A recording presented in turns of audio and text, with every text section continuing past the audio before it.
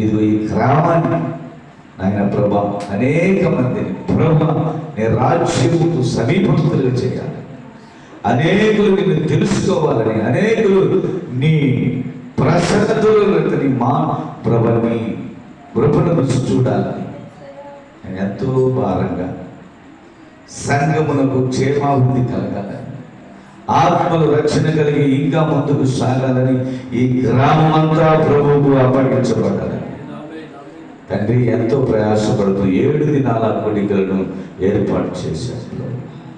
సంఘ క్షేమాభివృద్ధి కూడికలు, సంఘము క్షేమముగా ఉండాలి ప్రభా అనగా నీ ఎందు విశ్వాసం వచ్చిన బిడ్డలందరూ ప్రభా క్షేమాభివృద్ధి చెందుచు ఈ గ్రామానికి ఒక వెలుగుగా మారాలని, గ్రామ ప్రజలు ప్రభా నీ వైపు తిప్పబడాలని ఆయన ఎంతో ప్రయాసపడుతుండగా ఈ మొదటి దినమున ప్రభా అల్పుడైన నేను, ఎన్నికలేని నేను, ఇదిగో దీనుడైన నన్ను ప్రభా నా తండ్రి ఆయన నీ దాసుల ద్వారా పిలిచి ఇక్కడ నిలబడటకు ఆయన పిలిచిన ఈ ధన్యతను బట్టి స్తుతి చెల్లిస్తూ ఇదిగో ముందున్న ఈ సమయం అంతటిని చేతులకు అప్పగిస్తూ నా నోటిని నీకు బూరగా వాడుకోండి, నన్ను సిలువు చాటున మరుగుపరుచుకోండి.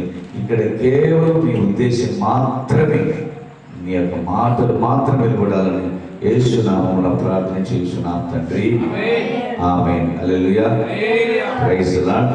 అందరికీ వందనాలు. ఆ దైవజనులు చెప్పారు, వెంటనే నేను ఓకే అని చెప్పాను. దేవుని స్తోత్రం కలుగును గాక.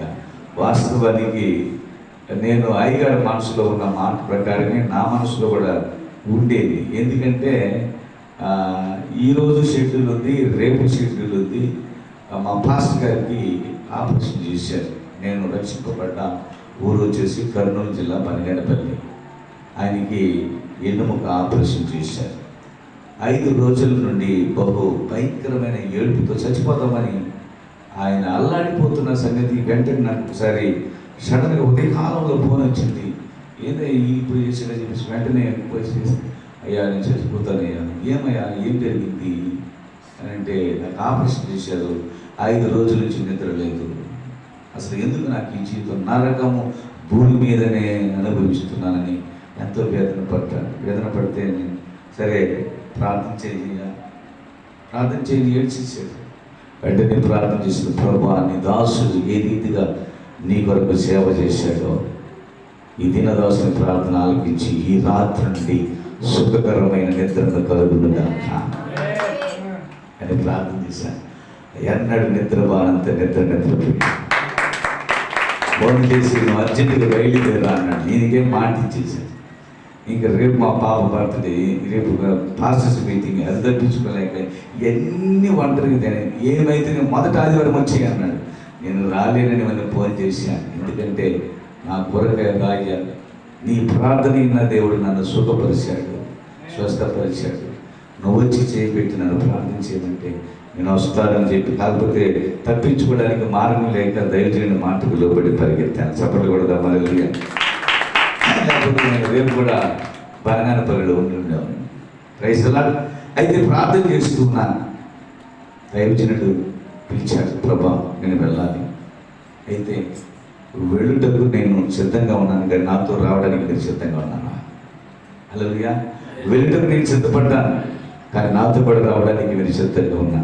అయితే కొన్ని మాటలు నాకు బయలుపరచు ప్రభు అన్నప్పుడు దేవుడు కొన్ని మాటలతో నన్ను బలపరిచాడు. చెప్పలు కూడా హల్లెలూయా.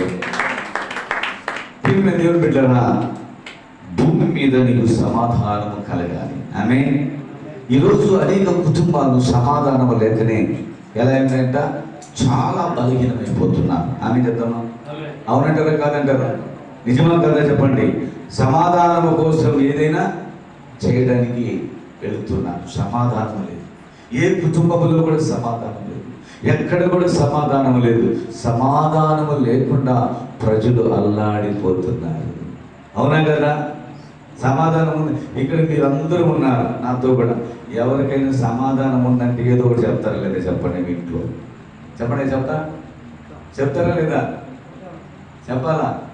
చెప్తారా లేదా? మీకు సమాధానం ఉందా? మీకు సమాధానం ఉందా? మీకు సమాధానం ఉందంటే ఏదో ఒక విషయంలో భారము, ఏదో ఒక విషయంలో కష్టం ఉందని లేదా? ఉన్నాయి. అయితే ఈ రాత్రి ప్రభు అంటున్నాడు, నీకు సమాధానం ఉండును గాక. హల్లెలూయా. నువ్వు అసమాధానంలో ఉన్న నీ జీవితంలో సమాధానం కలిగిపోతున్నాడు. ఆమేన్. హల్లెలూయా. నీకు సమాధానం కలిగించబోతున్నాడు. ఈనాడు సమాధానం లేక ప్రజలు అల్లాడిపోతున్నారు. హల్లెలూయా. కుటుంబాలకు సమాధానం లేదు, ఎక్కడికి పోయిన వారికి సమాధానం లేదు, ఉద్యోగాలకు సమాధానం లేదు, పనుల్లో సమాధానం లేదు, వ్యాపారాల్లో సమాధానం లేదు, పంట పొలాలలో సమాధానం లేదు. ఏ రంగంలోకి వెళ్ళినా ఆ మనుషుడికి అక్కడ ఏం లేదు, సమాధానం లేదు. హల్లెలూయా. శరీరపరంగా సమాధానం లేదు, ఎక్కడైనా సమాధానము. హల్లెలూయా. హల్లెలూయా. అయితే దేవుడు అంటున్నాడు, నీవు సమాధానంగా ఉండాలంటే, హల్లెలూయా, నువ్వు సమాధానంగా ఉండాలంటే ఏం చేయాలి? అందుకే బైబిల్ చెప్తుంది, ప్రియమైన బిడ్డలు, యోబు గ్రంథము 22వ అధ్యాయం 20వ వచనంలో మాట ఉంది. నీవు సమాధానంగా ఉండాలంటే, నీకు మేలు కలగాలంటే నువ్వు ఏం చేయాలి అన్నటువంటి అంశాన్ని ఇక్కడ ప్రభు ప్రస్తావిస్తున్నాడు. దేవుడి స్తోత్రం కలుగును గాక. చదువుదాం. యోబు గ్రంథము 22వ అధ్యాయము 21వ వచనం ఏం రాసింది? ఆయనతో, ఎవరైనా, హల్లెలూయా, ఆయనతో, ఆయన ఎవరు? దేవుడు. హల్లెలూయా. పరిశుద్ధాత్మ దేవునితో నువ్వు సహవాసం చేస్తే ఏమొస్తుందంట? చప్పట్లు కొట్టాలి. హల్లెలూయా. అంటే దేవునితో సహవాసం చేయాలి. ఈ లోకంలో మనుషులతో నువ్వు సహవాసం చేసిన, వేరొక మార్గంలో సహవాసం చేసిన, నీకు అక్కడ సమాధానము దొరకదు. హల్లెలూయా. ఈరోజు దేవునితో సహవాసం చేయాలి అంటే, దేవునితో సహవాసం చేయడం అంటే ఏంటి? హల్లెలూయా. దేవుడు ఇప్పుడు దాకా చెప్పాడు, మందిరములో ఒక జీవము గల సంఘం ఉంది అని. ఆమేన్. హల్లెలూయా. అంటే ఆ మందిరములో ఉన్న దేవునితో మనం సహవాసం చేయాలి. చెప్పబడదు. హల్లెలూయా. దేవునితో సహవాసం చేయాలి, పరిశుద్ధులతో సహవాసం చేయాలి. మరి ఎప్పుడైతే నువ్వు అలాంటి సహవాసాన్ని కలిగి ఉంటావో అప్పుడు నీ జీవితంలో, నీ ఇంటిలో నీకు సమాధానం ఉంటుంది, సంఘములో నీకు సమాధానం ఉంటుంది, సమాజములో సమాధానం ఉంటుంది. చెప్పబడదు. హల్లెలూయా. హల్లెలూయా. నీవు మొదట దేవుడితో సహవాసం చేయాలి. ఆమేన్. హల్లెలూయా. ఎవరితో సహవాసం చేయాలి? అయితే ఈరోజు లోకములో ఎవరితో సహవాసం చేస్తున్నారో, ఏ విధంగా అసమాధానానికి గురవుతున్నారో కారణం ఏంటంటే, ఒక మాటలు నేను ముందుకు తీసుకెళ్ళి చెబుతాను. దేవుడి స్తోత్రం కలుగును గాక. హల్లెలూయా. హల్లెలూయా. ప్రియమైన దేవుని బిడ్డలారా, దేవునితో సహవాసము ఉన్నంత వరకు, ఆమేన్, హల్లెలూయా, మనం ఎప్పుడు కూడా దేవుని చేత నెమ్మది పొందుకోగలుగుతాం. ఆమేన్. సమాధానంగా ఉంటాం, ఆరోగ్యంగా ఉంటాం, క్షేమంగా ఉంటాం, అన్ని విషయాలు మనకు దీవెనకరంగా ఉంటాం. చెప్పకూడదు. హల్లెలూయా. చూడండి, ఈరోజు చాలా మంది అసమాధానానికి గురవడానికి, అసమాధానానికి ఉండడానికి కారణం ఏంటంటే, ఒక్కసారి నేను కొన్ని వాక్యాలు మీకు రెఫరెన్స్ చూపిస్తాను. 106వ కీర్తన 35వ వచనం. ఈరోజు ఏం చేస్తున్నారు? దేవునితో సహవాసం చేయవయ్యా, ఇదిగో దేవుని మందిరంలో ప్రార్థన జరుగుతుంది, రావయ్యా అంటే ఏం చేస్తాం? హల్లెలూయా. ఇదంతా పక్కన పెడతాం. కానీ లోకస్తులతో ఎక్కువగా సహవాసం చేయడానికి మనము, నిజమే కదా, ఒక ఆయన ఉదయం లేస్తాడు, లేచి ప్రార్థన చేసుకోడు, బైబిల్ చదవడు, ఏమి చేయడు, నేరుగా టీ పుట్టుకొని కూర్చుంటాడు. ఎవరైనా రక్షింపబడ్డ వ్యక్తే. ఎవరైనా దేవుని మందిరానికి ఆదివారం మందిరానికి పోయి ఆయనే ఏం లేచాడు? ఉదయాన్నే లేచి ఎక్కడ పోయాడా? టీ పుట్టుకాడ. టీగా కాదు, టీ పుట్టు దగ్గర పోయి ఒక పెద్ద న్యూస్ పేపర్ చదువుకొని అక్కడ వచ్చేది, ఏమన్నా బాగున్నావా? ఎంతసేపు ఉన్నాడంట? గంట సేపు అక్కడ టైం గడిపి ఏదైనా తర్వాత ఇంటికి పోయి ఇంటికాడ ఉన్నది తినేసి కాస్తంత జీవితం ఆ రోజంతా గడిపాడు. అదే దేవుని సన్నిధిలో గడపాలంటే 10 నిమిషాలు గడపాలన్నా కాళ్ళు నిలబడవు. హల్లెలూయా. ఏం నిలబడవయ్యా? కాళ్ళు నిలబడవు. మనసు వృత్తాడు, పద పద పద పద పద గబాగా ఎప్పుడు వాక్యం ముగిస్తాడు, ఎప్పుడు ప్రార్థన చేసి వెళ్ళిపోదాం అన్నటువంటి పరిస్థితిని కలిగి ఉంటాం. అదే లోకమునైతే ఎంతసేపు కూర్చోవాలన్నా చెప్పండి. ఆదివారం ఆరాధన జరుగుతూ ఉంది, వచ్చాం 10 గంటలకు వచ్చాం, 3 గంటలకు కొట్టాడు అనుకున్నాం. ఏమంటారు చెప్పండి? అబ్బాయి రోజు 3 గంటలకు తెచ్చాడు. హల్లెలూయా. ఏం చేశారమ్మా? 3 గంటల దాకా దచ్చిపడేశారబ్బా. ఆ పాస్కి ఏమో కానీ అంటారు. ఎందుకని? అదే 3 గంటలకు టీ పుట్టుకడ ఎంత అయినా దర్శని అబ్బా దచ్చుడే దచ్చుడు, నవ్వుతూనే ఉంటాడు. ఎందుకని? అది లోకము తీపిదనంగా ఉంటుంది. ఇక్కడ హృదయాన్ని సరిచేసే మాటలే వస్తాయి. చెప్పకూడదు. మనం దేవునితో సహవాసం చేసేటప్పుడు నీ హృదయాన్ని పరిపక్వనానికి తీసుకురావడానికి చూస్తాడు. ఆమె నీ హృదయ స్థితిగతులను మార్చడానికి చూస్తాడు. హల్లెలూయా. నీ జీవితాన్ని పరిమళముగా దేవునికి ఇష్టమైనటువంటి జీవితానిగా మారుస్తాడు దేవునితో సహవాసం చేస్తే. ఆమె చెప్దాం. హల్లెలూయా. అందుకంటాడు 106:30 ఏమన్నాడు తెలుసా? అన్య జనులతో ఎందుకు అన్ని జనులతో సహవాసం చేయకూడదని దేవుడు చెప్పాడంటే, ఒకసారి నేను చూపిస్తాను చూడండి ప్రియమైన దేవుళ్ళరా. అన్ని జనులతో ఎందుకు ఆయన సహవాసం చేయకూడదు అన్నాడు అంటే, ఒకసారి 1వ రాజుల గ్రంథం 11వ అధ్యాయం 1వ వచనం. అంటే ఇప్పుడు మీ అన్న ఉంటాడు, అన్యుడే కదా, దేవుడు నామాలంటే అన్యుడే కదా.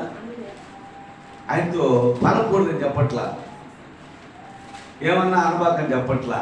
ఆయనతో కూడా మీ అన్నే కదా, ఒక తల్లి పిల్లలు కదా, లేకపోతే నీ సహోదరుడికి ఇచ్చిన పిల్లకాయలు కదా, ఒకవేళ నీ పక్కన కదా, పలకద్దని చెప్పట్లా, పలకరించద్దని అన్నట్లా, వాళ్ళ దగ్గర మాట్లాడదని అంటలేనా. అయితే ఏమంటున్నాడో తెలుసా? వారి క్రియలు ఉన్నాయి, అది దేవునికి ఇష్టము లేని క్రియలు ఉన్నాయి. వాటిని నేర్చుకోబాక, వాటిని నువ్వు అవలంబించబాక. ఇక్కడ ఎందుకు ఆ మాట? 1వ రాజుల గ్రంథం 11వ అధ్యాయం 1వ వచనం ఏం చదివాడమ్మా? మోయాబీలు, ఎదోమీయులు, వీళ్ళంతా ఎవరా? దేవునికి ఇష్టమైనటువంటి ప్రజలు కాదు. వారి ఆలోచన విధానం, వారి తలంపులు, వారి నడక, వారి పడక, వారి పరివర్తన, వాళ్ళ మాట తీరు ఎట్లుంటాయంటే దేవునికి ఇష్టమైనవి కావు, దేవునికి సమ్మతించినవి కావు. దేవునికి ఎలాంటివి ఉంటాయంటే కోపము తెప్పించేగా ఉంటాయి. దేవునికి వారి మాటల ద్వారా కానీ, వారి క్రియల ద్వారా కానీ, వారి శాస్త్రాల ద్వారా కానీ ఎవరికి నొప్పిస్తాయి చెప్పండి. నీకు నొప్పి కలగకపోవచ్చు, నీలో ఉన్న దేవునికి నొప్పి వస్తుంది. చెప్పండి కూడా మాలూగా. ఎవరికి నొప్పి వస్తాయా? నీకు నొప్పి తెలియదు. ఎందుకంటే వాళ్ళతో మాట్లాడుతున్నంత వరకు, వాళ్ళతో కూర్చున్నంత వరకు, వాళ్ళతో సాగత్యం చేస్తున్నంత వరకు నీకు ఇష్టంగానే ఉంటుంది. కానీ నీలో ఉన్న ఆ దేవుని ఆత్మకు ఏమనిపిస్తుంది కదా? బాధ. అప్పుడు నువ్వు దుఃఖ పెడుతుంటావు. హల్లెలూయా. ఎవరు దుఃఖ పెడుతున్నావు? నువ్వు. నేను ఉన్నాడు కదా ఆయన నిన్ను బాగు చేయడానికి, నిన్ను స్థిరపరచడానికి, నిన్ను ఆయన నిలబెట్టడానికి, ఆయన స్వరూపంలో మార్చడానికి, ఆయన రాజ్యంలో ఉంచడానికి, ఆయన నిత్యం నీతో మాట్లాడి నిన్ను సిద్ధపరుస్తుండగా నీవేం చేస్తున్నావు అంటే వాళ్ళ మాటలు, వాళ్ళ ఆలోచన మాత్రమే నువ్వు వింటున్నప్పుడు నీలో ఉన్న పరిశుద్ధాత్మ దేవుడు దుఃఖపడడా? చెప్పండి అయ్యా, చెప్పండి. ఉన్న నలుగురమైనా ఒకరు లేక ఇద్దరంటే ఆయన మన మధ్యలో ఉన్నాడు. ఆమె ఉన్నాడు లేదు దేవుడు. ఇప్పుడు వినగలిగే చెవులు నీ దగ్గర ఉన్నట్టయితే నిజమా కాదా? హల్లెలూయా. ఎవరు దుఃఖ పెడుతున్నావు? నువ్వు దేవుడు దుఃఖ పెడుతున్నావు. నీలో ఆయన ఆత్మ ఉన్నది, నువ్వు ఆయన జీవాన్ని పొందుకొని ఉన్నావు. హల్లెలూయా. ఆదివారం లేదా మొదటి ఆదివారం వచ్చాక బలుడు చేయి పెడుతున్నావు లేదా? చెప్పాలా? ఏస్తున్నావు. ఆయన బలను చేయవలసి తీసుకుంటున్నప్పుడు, నువ్వు లోకములో వారితో కూడా ఉన్నప్పుడు వారి మాటలు రుచికరంగా నీకు అనిపిస్తాయి, వారి శాస్త్రాలు రుచికరంగా అనిపిస్తాయి, వారి క్రియలు రుచికరంగా అనిపిస్తాయి. అయితే నీకేమి ఇష్టంగా ఉంది, కానీ నీలో ఉన్న దేవునికి మాత్రము కష్టంగా ఉంది. అది గ్రహించాలి. హల్లెలూయా. కష్టమా కాదా చెప్పండి? హల్లెలూయా. అందుకే అంటాడు 1వ రాజుల గ్రంథము, మోయాబీయులందరూ దేవునికి ఇష్టమైన కార్యరూపకములు లేదా క్రియలు కలిగిన వారు మాత్రము కాదు. చదువు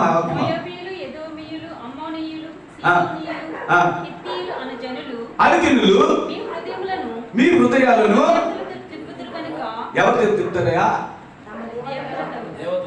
ఎవరు తట్టంటే ఆ లోకాలు తట్టు. నేను ఒక ఆయన అన్నాడు, సార్ నాకు ఏడిపోతుంది సార్ అన్నాడు. ఏమయ్యా అంటే, సార్ క్రైస్తులే సార్ విగ్రహాల దగ్గర కూర్చొని, ఏ విగ్రహాలు ఈ మధ్య పెట్టులా రీసెంట్గా పెట్టిన, నేను శనివారం మా సంఘంలో బోధిస్తూ ఉంటే ఒక ఆయన లేచి ఆదివారం వచ్చి సాక్ష్యం చెప్తా ఉన్నాడు. సార్ మీరు నేను చెప్పారే ఆ మాటకు నేను సమాధానం చెప్పాను సార్. నేను అక్కడ వీడియో తీసేవాడు. నేను ఒక ఛానల్ ఆయన వీడియో తీస్తుంటే ఎవరున్నారో తెలుసా? క్రైస్తవులు సార్. ఎవరున్నారంట? నువ్వెవరు దుఃఖ పెడుతున్నావు? నీకు సమాధానం ఎట్ట వస్తుంది? నీ క్రియల చేత, నీ మాటల చేత, నీ నడక చేత ఎవరిని దుఃఖ పెట్టావు? నువ్వు చెప్పాలా? దేవుని దుఃఖ పెడుతున్నావు. దేవుని దుఃఖ పెడితే నీకు సమాధానం ఎట్ట వస్తుంది? ఆయనతో సహవాసం చేస్తుంది. అందుకే ఇక్కడ ఏమంటున్నాడు 1వ రాజుల గ్రంథంలో, వాళ్ళు ఎలాంటి వారంట? ఎక్కడ చెప్తాను నిన్ను? ఏంటట? తిప్పుదురు కనుక పక్కా చేయబాక. హల్లెలూయా. వారితో సహవాసం చేయడానికి కారణం ఏంటి? పరిశుద్ధ దేవుని యొక్క మాట ఏంటంటే, వారు నేను వెనక్కి తిప్పుతారు. వారు ఆలోచన బట్టి, వారి తలంపులను బట్టి, వారి యొక్క క్రియలను బట్టి, వారి యొక్క నడకను బట్టి నేనేం చేస్తారంటే పడద్రోసేస్తారు. ఎక్కడ పడదోస్తారు? లోకంలో పడదోసేస్తారు. బ్రదర్ అలా పోయిస్తూ ఏముందా? నువ్వు పరిశుద్ధుడు, నువ్వు నీతిమంతుడివే, నువ్వు భక్తిపరుడివే, అయినా నీకు అనుకోదురా. ఏం చేస్తారయ్యా? ఆ మనిషి మాటకు లోబడి అతను వెళ్ళిపోతాడు. హల్లెలూయా. అందుకని ఏమంటాడు తెలుసా? వారితో నీవు సహవాసం చేస్తే ఏమొస్తుందమ్మా? వారి క్రియలు నేర్చుకుంటావు కనుక, వారి ఆలోచనకు నువ్వు వస్తావు కనుక, వారి తలంపులోనికి నువ్వు వస్తావు కనుక, వారి శాస్త్రాలు, వారి పద్ధతులు నువ్వు నేర్చుకుంటావు కనుక అది నీకు ఉరి. ఎవరు వేసుకున్నారు ఉరి? మనమే ఊరేసుకున్నామా? దేవుడు వేసాడా? చెప్పండి. ఎందుకు ఊరేసుకుంటున్నాడు? వారి క్రియలు నేర్చుకుంటున్నాడు కనుక, వారి తలపులలో దూరిపోయాడు కనుక, వాళ్ళ హృదయానుసారంగా నడిచాడు కనుక, వాళ్ళ పద్ధతులు అవలంబించాడు కనుక వానికి ఏమొచ్చింది? ఊరిచ్చింది. హల్లెలూయా. ఒక కుటుంబం బాగా రక్షింపబడి బాగా ఉండింది. తరువాత బాగా దేవుని ఆలయానికి వెళుతూ సహవాసులు ఉండింది. అయితే అప్పం పప్ప అంటారు తమిళ్లో. ఆయమ్మ మాట ఈయమ్మ మాట విని ఏం చేశారంట? వాళ్ళు కూడా ఆ రోజు వాళ్ళ యొక్క పనిలో, అందుకే బైబిల్లో ఒక మాట రాస్తుంది. ఆదికాండం 49వ అధ్యాయము 49వ అధ్యాయంలో ఒక మాట ఉంది చూడండి. దేవుడు ఏమంటాడు? చాలా స్పష్టంగా వాళ్ళ బిడ్డలతో మాట అంటాడు చూడండి.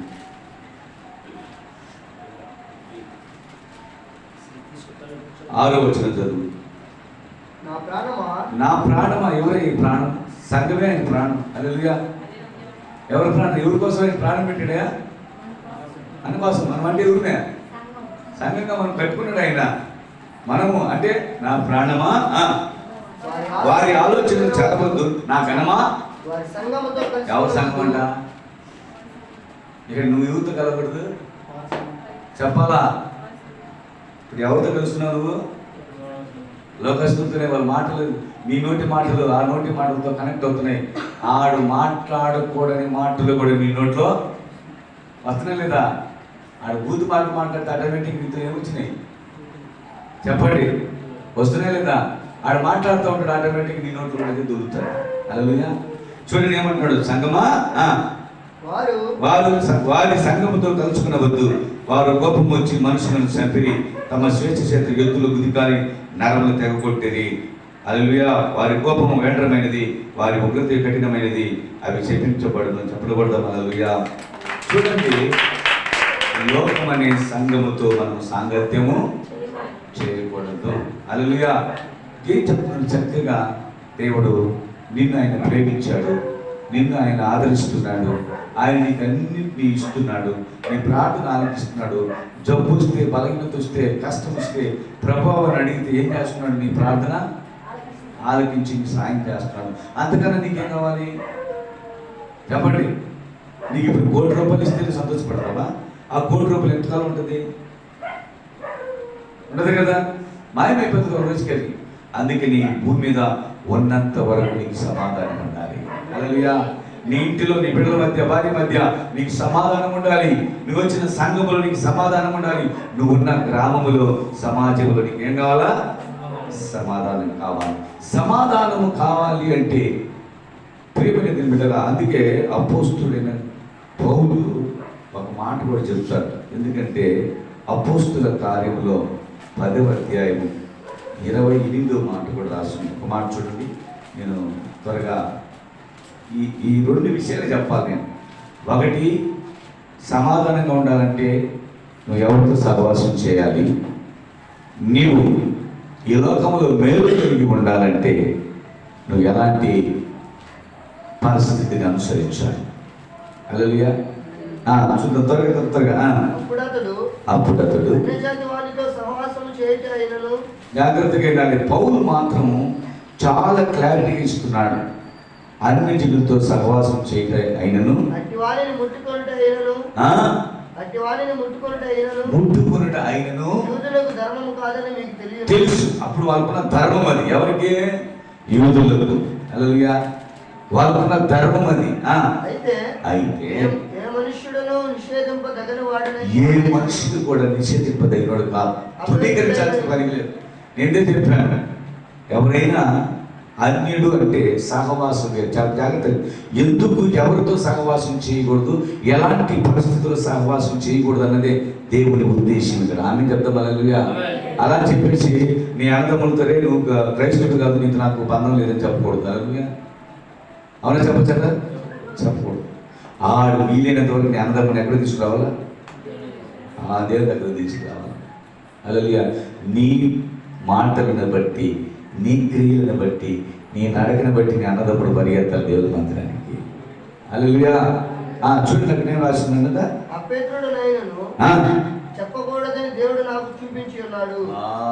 ఎవడు మనుషుడు కూడా అపవిత్రుడు కాదు, కానీ ఆడి క్రియలున్నాయే, ఆడి శాస్త్రాలున్నాయే, అవి మాత్రమే దేవునికి ఇష్టం లేనివి. అలాంటి విషయాల్లో మాత్రమే నువ్వు ఉండకూడదు. చూద్దామా? చూడండి, యెషయా గ్రంథము 2వ అధ్యాయము 6వ వచనం. అయ్యా నాకు సమాధానం లేదయ్యా, నేను మందిరానికి వెళ్తున్నా కూడా, ప్రార్థన చేసుకుంటున్నా కూడా, ఉపవాసం ఉంటున్నా కూడా నాకేం లేదు. ఎందుకు లేదు? చూడండి, చదువుమా. యాకోబు వంశములకు ఈ జనము తూర్పున నుండి జనులతో సంప్రదాయములతో నింపుకున్నారు. ఫిలిష్తీయుల వలె మత ప్రయోగం చేయుదురు. అన్యులతో సహవాసము చేయటం వలన నీవు వారిని విసర్జించి ఉన్నావు. జాగ్రత్త వినాలి. మాంత్రిక పద్ధతులు అవలంబిస్తున్న వారితో నీకు సహవాసం ఉంది, పాప పనులు చేస్తున్న వారితో సహవాసం ఉంది, వ్యభిచారం చేస్తున్న వారితో సహవాసం ఉంది, దొంగలతోని సహవాసం ఉంది. ఇప్పుడు నువ్వు ఎలాంటి పరిస్థితులు కూడా వెళుతున్నావో చూడండి. ఆయన ఆ మాట చూడండి, అన్నిలతో సహవాసము చేయుదురు కనుక దేవుడు విడిచిపెట్టేసి, దేవుడు ఏమయ్యాడంటమా? దూరం. ఎందుకంటే నువ్వు ఉదయం నుంచి సాయంత్రం వరకు దేవుని మాటలు వినకుండా, దేవునితో సహవాసం చేయకుండా, లోకస్తులతో వారి అలవాట్లు, వారి క్రియలు, వారి తలంపులు, వారి పద్ధతులు, వారి ఆచారాలు నీకు వంటబడుతున్నాయి. కానీ దేవునితో కాస్తంత ఉండే ఆలోచన నీకు ఉండదు. ఇప్పుడు దేవునికి కోపం వస్తుందా? అప్పుడు కోపం వస్తే దేవుడు ఏం చేస్తాడు? నేను విడిచిపెట్టి పక్కకి వెళ్ళిపోతుంది. అప్పుడు దేవుడు పక్కకు పోతే, దేవుడి దగ్గర నుంచి వెళ్ళిపోతే, పరిశుద్ధాత్మ దేవుడిని విడిచిపెడితే నీకు సమాధానం ఉండునా? ఉండదు. కాబట్టి పరిశుద్ధాత్మ దేవుడు నీలో నుంచి వెళ్ళకున్నట్లు, ఆయన దుఃఖపడకున్నట్లు నువ్వేం చేయాలి? చూడండి, చూద్దాం. సామెతల గ్రంథము 28వ అధ్యాయం 7వ వచనంలో ఒక మాట రాస్తుంది. ఎవరితో నువ్వు చేయకూడదు సహవాసం చెప్తాను. ఇప్పుడు నేను చెప్పింది, అలాంటి వాళ్ళతో సహవాసం చేస్తే దేవుడి అతనండి. Okay, very good. ఇప్పుడు చూడాలి. తుంటరులు, అల్లరోళ్ళు ఉంటారు, అల్లరి పనులు చేస్తుంటారు. ఆ గ్రూప్తో కూడా వెళ్ళడం, అదే సంఘం. ఆ గ్రూప్తో కూడా వెళ్ళడం, వాళ్ళు తుంటరు పనులు చేస్తుంటే ఈయన కూడా పక్కన చేరి కానీ రా ఏంటంట, నేనులా కానీ ఎవరితో సహాయం చేశారు? తొంటరి వాళ్ళతో ఉత్సాహం చేసి వాళ్ళని బలపరుస్తూ. కానీ నువ్వు మనం ఎవరివి? దేవుణ్ణి నమ్ముకున్నాం, దేవుణ్ణి ఆరాధిస్తున్నాం, దేవుణ్ణి స్తుతిస్తున్నాం, దేవుని ఘనపరుస్తున్నాం, దేవుని మహిమపరుస్తున్నాం. నీవు ఎలాంటి సహవాసం చేయకూడదు?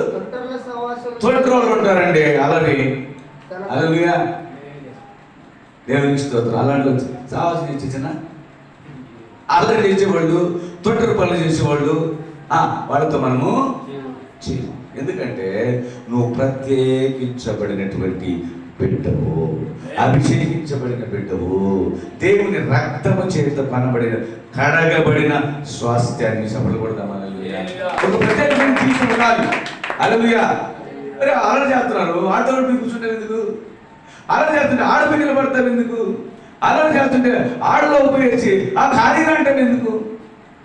దేవుని ఆలయములకు వచ్చి దేవునితో కూడా నీ ఇంటిలో బలిపీఠం కొట్టు, అక్కడ దేవునితో సహవాసం చేయి. మందిరానికి రా, అక్కడ బలిపీఠంలో కూర్చో, మందిరం కాడ బలిపీఠంలో కూర్చొని దేవుని సహవాసం చేయి. సమాజంలో ఉన్న పరిశుద్ధులతో సహవాసం చేయడానికి ప్రయత్నం చేయి. హల్లెలూయా, దేవునికి స్తోత్రం. హల్లెలూయా. దేవుడికి సమాధానం తేడా. తర్వాత మాట సామెతల గ్రంథం 31వ అధ్యాయము 3వ వచనంలో చూడండి, ఏం రాసిందో. నీ బలమును ఎవరికంట? స్త్రీలకు ఇయ్యకము, నశింపచేయు స్త్రీలకు నీవు చప్పట్లు కొట్టాలి. నిన్ను బాగు చేయడానికి, నిన్ను నశింప చేయడానికి ఆ స్త్రీ ఎవరైనా సరే ఆ వ్యక్తితో నువ్వేం చేయకూడదు. హల్లెలూయా. ఎందుకంటే నువ్వు నశించిపోతావు, నాశనం అయిపోతావు. హల్లెలూయా. నాశనం అవడానికి కాదు కదా దేవుని ప్రేమించింది. హల్లెలూయా. అందుకే సామెతల గ్రంథం 22:24లో చేయకూడదు, ఎందుకు చేయకూడదు అన్న క్వశ్చన్కి నేను పరిశుద్ధ గ్రంథం సమాధానం ఇస్తుంది. కోపంగా ఆ తొట్టులతో చేయకూడదు, తర్వాత నశింపచేయ స్త్రీలతో చేయకూడదు, తర్వాత కోపశిస్తుడు, ఎప్పుడు కోపం, మాట్లాడితే కోపం, ఏం చెప్పినా కోపమే. అలాంటి వాళ్ళతో ఏది కూడదు. కోపదర్శుల దగ్గర పోతే నీ కూడా అదే వస్తుంది. నువ్వు ఇంట్లో పోయినా నీ భార్య మీద కోపడతావు, నీ బిడ్డల మీద కోపడతావు. ఎందుకని ఎవరితో సహవాసం చేసి వచ్చావు? అదే నువ్వు జ్ఞానవంతులతో సహవాసం చేస్తే జ్ఞానం ఉంటుంది, పరిశుద్ధులతో సహవాసం చేస్తే అదే ఉంటుంది. కోపగతులు చెప్తే ఆ కోపం తీసుకుని చీట్లు తెస్తావు. హల్లెలూయా. ఒక ఆయన అంటావు, భర్త వస్తా చర్చి కాడికి వస్తా బయటకు చక్కలు పెట్టుకుని ఒకరితో గొడవ పడ్డాడంట. హల్లెలూయా. ఆ గొడవ వచ్చి నేను పాస్టర్ మీద తీసాడు. ఏం తెచ్చాడు? ఓ నువ్వేం చెప్తున్నావా అని ఆయన తిరుగుబాటు చేశాడు. ఎందుకని ఎవరి కోపం ఎవరి మీద వచ్చింది చెప్పాలా. హల్లెలూయా. కోపగ్రస్తులతో సహవాసం చేస్తే నీకు అదే బుద్ధి, అదే అలవాటు వస్తుంది రాదా? వస్తుంది అంతే. హల్లెలూయా. అందుకని నువ్వు చేయకూడదు. ఆమె చెప్తామా? హల్లెలూయా. అయితే ఎవరితో చేయాలి ఆయన చెప్తున్నాడు చూడండి. సామెతల గ్రంథం 11వ అధ్యాయం 20వ వచనంలో కూడా దేవుడు అంటాడు ఒక మాట, జ్ఞానము. చూడండి సార్, జ్ఞానం అంటే దేవుని యొక్క ఆత్మ సంబంధులు. చెప్పకూడదు మరి. జ్ఞానులతో చేయువాడు చెప్పకూడదు మరి. జ్ఞానం కలుగుతుంది. ఇప్పుడు దేవునితో సహవాసం చేస్తే దేవుని గుణాలు వస్తాయి. ఆమె మంచిగా సహవాసం చేస్తే మంచి గుణాలు వస్తాయి. చెడ్డోడు సహవాసం చేస్తే వస్తాయి రావా? ఖచ్చితంగా వస్తాయి. నువ్వు రావని కుదరదు, ఖచ్చితంగా పడే తీరుతావు. నువ్వేం లేవు ఒక ఆయనతో తాగిపోతే రోజు తిరిగి చూడు, ఒక 10 రోజులు తిరిగి 11 రోజులు కానీ తాగి మీ ఇంటికి రాకపోతే నేను కనపడను నీకు. హల్లెలూయా. ఎందుకో తెలుసా? నేను తాగి మా ఇంటికి వాడలా. మా భార్య ఏమంటుంది తెలుసా? బాగా అన్నం పెట్టి తినేస్తుంది, స్నానం గుడ్లు పెట్టేస్తుంది, ప్రశాంతంగా నా భార్య చూస్తుంది. ఆ 11 రోజు వీడికి ఇంత చేస్తుంటే నేను నా భార్య ఎందుకు చేసి నువ్వు కూడా తాగేసిపోతావు అంతే. ఎందుకని అలవాటు నీకు వచ్చేస్తుంది, వాడు నేర్పించేస్తాడు. వాడితో కూడా పాడమే అలవాటు నేర్చుకున్న అర్థం. హల్లెలూయా. అలాగే ఎవరితో సహవాసం చేస్తావో ఆ అలవాటు నీకు వస్తుంది. అందుకే జ్ఞానులతో సహవాసం చేస్తే దైవ జ్ఞానం నీకు వస్తుంది. చెప్పకూడదాం. అలాగే దేవునితో సహవాసం చేస్తే దేవుని లక్షణాన్ని నీళ్ళు పొందకొచ్చుతాయి. ఆమె అలాగే నీ ప్రియమైన దేవుని బిడ్డలారా, సామెతల గ్రంథం 15:32 గంటలు జీవాంతమైన ఆమె గ్రంథం. హల్లెలూయా. ఇవి ఇంపుగా ఉండవు, సొంపుగా ఉండవు. ఎందుకంటే మనము జీవిస్తున్నదే అలాంటి జీవితం. కట్టేస్తే ఎట్లా అవుతుంది? కట్టేస్తే ఇప్పుడు పరిగెత్తేవాడిని కాళ్ళు బంధిస్తే ఎట్లా అవుతుందా? కష్టంగా ఉంటుంది. వాళ్ళతో సాంగత్యం, నిద్రలేస్తే వాళ్ళతోనే సాంగత్యం చేయాలి, నిద్రలేస్తే వాళ్ళతోనే తిరగాలి. మరి ఈ రిస్ట్రిక్షన్ పెడితేట. కానీ తిరగవద్దని అంటలేదు, కానీ నీకు అతని ఆ వ్యక్తి యొక్క గుణ లక్షణాలు అర్థమైనప్పుడు వీలైనంత వరకు దూరం అవటం మంచిది. అది నీ క్షేమం. అల్లు అన్నా బాగున్నావా? బాగున్నంతప్పుడు ఓకేనా ఏమన్నా అవుతుందా? అవదు. పూసుకుంటే రాసుకుంటే చెట్టు వాసన వస్తుంది. ఇప్పుడు బురద పోసుకుంటేనే కదా వాసన వస్తుంది. అలాంటి వ్యక్తితో నువ్వు కూడా పూసుకొని నడుచుకున్నావు అనుకో, అదే వాసన నీకు వస్తుంది. హల్లెలూయా. అందుకని దేవుడు ఏమంటే అట్టి వారి సహవాసం నుండి కాస్తంత దూరం అవ్వు. ఆమేన్. హల్లెలూయా. ఆ చదువు ఏం రాసింది? జీవార్థమైన ఉపదేశమును అంగీకరించే వారికి. అది ఇక్కడ ఏ ఉపదేశం ఉంటుందంట? మందిరంలో జీవం కలిగించు ఉపదేశం ఉంది. చెప్పబడదాం. నువ్వు జీవించుచు బ్రతుకుచు ప్రభు కొరకు ప్రకాశించడానికి, నీ జీవితము దేవునికి పరిమళ వాసనగా ఉండడానికి దేవుని యొక్క ఉపదేశం ఇక్కడ ఉంటారు. చెప్పబడదాం. అప్పుడు సహవాసం చేస్తే అలాగే ఏమవుతుందా? అలాంటి ప్రతిఫలం నీలో ఉంటబడకూడదు. హల్లెలూయా. అందుకంటాడు ప్రియుడు నిండరా 1వ కొరింథీయులకు రాసిన పత్రికలో 1:9 అంటాడు, తన కుమారుని సహవాసమునకు. ఆమె ఎవరి సహవాసంలో ఉండాలి? మనం యేసుక్రీస్తు ప్రభు యొక్క సహవాసములు ఇముడుతూ ఉండాలి. హల్లెలూయా. నీ కొరకు ప్రాణం పెట్టింది ఆయన, నీ కొరకు రక్తం కాల్చింది ఆయన, నీ కొరకు దెబ్బలు తిన్నది ఆయన, నీ కొరకు తిరిగి లేచి నీ విజ్ఞాపనలు వింటున్నది ఆయన. చెప్పబడదాం. హల్లెలూయా. ఇప్పుడు ఆయనతో నువ్వు సహవాసం చేస్తే మేలు జరుగుతుందా, కీడు జరుగుతుందా? చెప్పాలి. మేలే జరుగుతుంది. ఆమె ఏనాడు నీకు నష్టము జరగదు. హల్లెలూయా. ఈరోజు చాలామంది ప్రజలు ఏమైపోతున్నారంటే కాస్తంత దేవునితో సహవాసం చేస్తారు, కాస్తంత లోకంతో. అలాంటి వారికి సమాధానముగా ఉండలేదు. హల్లెలూయా. అది చూడండి ఒకసారి 1 కొరింథీయులకు 7:24 దేవునితో సహవాసం చేయి. ఆమె ఎవరితో సహవాసం చేయాలా? దేవుని కుమారుడైనటువంటి ప్రభు అయిన క్రీస్తు. ఆ వాక్యం ఉంది 1 కొరింథీయులు 1:9 రాసుకుంది. అలాగే 1 కొరింథీయులు 7:24 కూడా దేవునితో సహవాసం చేస్తే ఏమొస్తుందో అక్కడ రాసిన సమయము లేదు కనుక నేను త్వరగా ముందుకు వెళుతున్నాను. దేవునికి స్తోత్రం కలుగును గాక. హల్లెలూయా. తర్వాత 1 యోహాను సువార్త 1వ అధ్యాయము 3వ వచనంలో ఏం రాసిందో చూడండి. ఒక మాట చెప్పి నేను మాతో కూడా అనేకులు సహవాసం కలుగునట్లు మేము చూచిన దానిని వినిన దానిని మీకును తెలియజేయుచున్నాము. చెప్పకూడదు. హల్లెలూయా. ఇక్కడ విన్నదాన్ని తెలిసిన దాన్ని దైవజనుల ద్వారా తెలియపరుస్తున్నప్పుడు మనము ఆయనతో కూడా సహవాసం కలిగి ఉన్నాం. చెప్పకూడదు. హల్లెలూయా. సంఘము అనగా సంఘమునకు ఒక కాపరిని దేవుడు పెడతాడు. అట్టి సహవాసముతో ప్రభువు మన ముందుకు వెళుతుంటే దేవుడు మనకు సమాధానాన్ని ఇస్తాడు. Hallelujah. Praise the lord. Hallelujah. అందుకే 1 ఆయనతో సహవాసం చేయాలి. ఆమె చెప్దామా? 2 లూకా సువార్త 2వ అధ్యాయము 14వ వచనం. సర్వోన్నతమైన స్థలములో దేవునికి మహిమయు ఆయనకు ఇష్టం. మా భూమి మీద కదమ్మా. ముందు ఏం వచనం చదవండి.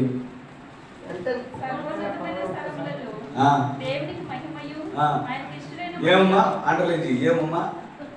ఆయనకు ఇష్టులైన మనుషులే. చెప్పాలి పడతారు. ఆయనకు ఇష్టంగా జీవిస్తూ, ఇష్టంగా బ్రతుకుతూ, ఇష్టంగా ఆయనకి ఇష్టం వచ్చిన పనులు చేస్తూ, ఇష్ట ప్రకారంగా. ఎవరి ఇష్ట ప్రకారం? నీ ఇష్ట ప్రకారం కాదు, దేవుని ఇష్ట ప్రకారంగా. హల్లెలూయా. నువ్వు ఉంటే భూమి మీద ఏమొస్తుంది? నువ్వు ఏడున్నావో ఎక్కడున్నావో అక్కడ నీకు సమాధానం ఉంటుంది. నీ చుట్టుపక్కలందరికీ సమాధానం కలుగజేస్తాయి. హల్లెలూయా. నువ్వు భూమి మీద సమాధానంగా ఉండాలంటే ఏం కావాలా? దేవునికి ఇష్టడుగా ఉండాలి. చెప్పకూడదా? నువ్వు దేవుడికి ఇష్టంగా లేకుండా నీ ఇష్టానుసారమైన జీవితం జీవిస్తూ మందిరానికి ఆధారం రావు, ప్రార్థన పెడితే ప్రార్థనకు రావు, ఇదిగోనమ్మా శుభార్తకి వెళ్దామంటే రావు. అయితే నీకు ఎక్కడ భూమి సమాధానం ఉంటుంది? సమాధానం ఏంటి? హల్లెలూయా. అంటే నువ్వు ఎవరికి ఇష్టంగా లేవు అంతే. నువ్వు దేవునికి ఇష్టంగా లేకపోతే నీకు భూమి మీద సమాధానము రాదు. ఎలా వస్తుంది? దేవునికి మహిమ కలుగును గాక. హల్లెలూయా. నువ్వు ఇష్ట ప్రకారంగా జీవించడానికి కాదు, నీ ఆలోచన ప్రకారం జీవించడానికి కాదు, నీ తలపుల ప్రకారం జీవించడానికి కాదు. నువ్వు ఎవరికి ఇష్టంగా ఉండాలి? దేవుడు నీ ఇష్టానుసారంగా రాడు. దేవునికి ఇష్టానుసారంగా నువ్వు బ్రతకాలి. దేవునికి ఇష్టానుసారంగా దేవుడిని మహిమపరిచే విధంగా ఆయన ఆలయంలోకి రావాలి. హల్లెలూయా. ఆయనతో ఉండాలి. ఆమేన్. కాదయ్యా నా ఇష్ట ప్రకారంగా నేను బ్రతుకుతానంటే నీ ఇష్ట ప్రకారంగా నరకానికి పోతాం. హల్లెలూయా. ఏడబోతాం తెలుసా? టికెట్ లేకుండా, ఏం లేకుండా, టికెట్ కూడా అవసరం లేదు. ప్రియమైన బిడ్డల నరకంలో తొంగి చూస్తావు, చప్పుడు కొడతాం. హల్లెలూయా. ఎందుకో తెలుసా? నీ ఇష్టానుసారమైన జీవితం నేను కాల్ చేస్తుంది. హల్లెలూయా. ఒకరోజు ఇద్దరు ఆడపిల్లకాయలు ఒక తల్లికి, పెద్ద పాప ఏం చేసిందంటే, అమ్మ నేను మా ఫ్రెండ్స్ అంతా షికారికి వెళ్తున్నాము అని అంట. నాయన ఎక్కడికి వెళ్తున్నావంటే, లేదు మమ్మీ ఇది ఒక పక్కనే ఒక 50 కిలోమీటర్లు దూరంలో వెళ్తాము, మన కారు వేసుకుని వెళ్తాను, మా ఫ్రెండ్స్ అంతా వచ్చారు అని అంటే, ఆమె చెప్పిందంట, అమ్మా పోతున్నావు, మన దేవుని బిడ్డలము, బైబిల్ కూడా పెట్టుకోపోమ్మా అన్నదంట. ఏం పెట్టుకోమని? ఆమె ఇష్టానుసారమైన జీవితాన్ని జీవించడానికి ఆమె ఆలోచన ముందుకు నడుస్తుంది. తల్లి దేవునికి భయపడ్డది కాబట్టి తల్లి చెప్పిందమ్మా బైబిల్ కూడా పెట్టుకోమన్నది. ఎందుకంటే బైబిల్ చూసినప్పుడు నీకు భయం రావాలి. చెప్పకూడదు. హల్లెలూయా. వెంటనే పెట్టుకోమంటే మనదే డాష్ బోర్డులో పెట్టుకోమని. నా ఫ్రెండ్స్ అన్నిలమ్మ, ఫ్రెండ్స్ అన్నిలమ్మా ఏమనుకుంటారు? ఏమో డిక్కీలో పడేమదనే ఏడబడేమంది. దేవుని పరిశుద్ధ గ్రంథాన్ని ఏడబడేమని తెలుసా? అమ్మ ఏడబెట్టమన్నది డాష్ బోర్డు పెట్టుకో. దేవుడు నీకు ముందు నడుస్తాడు, నీకు మంచి ఆలోచన తలపురిస్తాడు, మంచి క్షేమాన్ని కలుగజేస్తాడు, వాయుమండల శక్తులను దూరపరుస్తాడు, యాక్సిడెంట్ ఆత్మను దూరపరుస్తాడు, నీ ప్రయాణం సుఖంగా జరుగుతుందని చెప్పి తల్లి చెప్తే నువ్వు తీసుకెళ్ళి ముందు పెట్టి వెనక్కి పెట్టేసింది. పోతా ఉంది వేగంగా 120 కిలోమీటర్ల స్పీడ్లో వచ్చి గతక్కను గుద్దింది. మొత్తం ముగ్గురు చచ్చిపోయారు. బైబిల్ మాత్రము నా ప్రాంతం సేఫ్ సైడ్ అంటే తల్లి దేవుని ఆలోచన చేత చెప్పింది. తన బిడ్డ తన యొక్క ఇష్టానుసారమైన జీవితాన్ని జీవించడానికి చూస్తే గాలిలో కలిసి ఆగిపోయింది. హల్లెలూయా. కాబట్టి మనం దేవునికి ఇష్టానుసారమైన జీవితం జీవిస్తే భూమి మీద మనకు సమాధానం ఉంటుంది. హల్లెలూయా. దేవుని ఏమైనా నీకు ఏదైనా చెప్తే లోబడిచి, హల్లెలూయా. అబ్రహాము లోబడ్డాడు, ఆమె ఇస్సాకు లోబడ్డాడు, యాకోబు లోబడ్డాడు. మరి నువ్వు మాత్రం నేను మాత్రం ఎందుకు లోబడకూడదు? వాళ్ళు మంచి బ్రతుకులు బతికారు. ఏమై అబ్రహాము మంచి బ్రతుకు బతికాడా లేదా? ఇస్సాకు మంచి బ్రతుకు బ్రతికాడా లేదా? యాకోబు మంచి బ్రతుకు బ్రతికాడా లేదా? మనం ఎందుకు బతకూడదు అంటే, యాకోబు ఇస్సాకు అబ్రహాము దేవుడికి లోబడ్డాడు, ఆయన మాట విన్నారు, ఆయనకి ఇష్టంగా జీవించారు కాబట్టి వాళ్ళు ప్రథమంగా ఉన్నారు. మనం ఇప్పుడు ఏం చేస్తాం? ఆయన మాట వద్దు, ఆయన ఇష్టానుసారంగా మన ఇష్టానుసారంగా జీవించాలనుకుంటున్నాం కాబట్టి మనం అసమాధానంగానే బ్రతుకుతాం. హల్లెలూయా. సమాధానంగా క్షేమంగా బ్రతకాలంటే దేవుని ఇష్టమైన బ్రతుకులు ఇష్టంగా మనము ఉండాలి. హల్లెలూయా. చూడండి, దానియేలు గ్రంథంలో దానియేలు రాజుతో మాట అంటాడు. చూడనా, దానియేలు గ్రంథం దీన్ని. దానియేలు గ్రంథంలో రాజు వచ్చి సింహభూమిలో వేస్తాడు. అందరి మాట విని తప్పని పరిస్థితుల్లో వేసేస్తాడు. వేసేసిన తర్వాత రాత్రంతా నిద్రపడ్డాడు.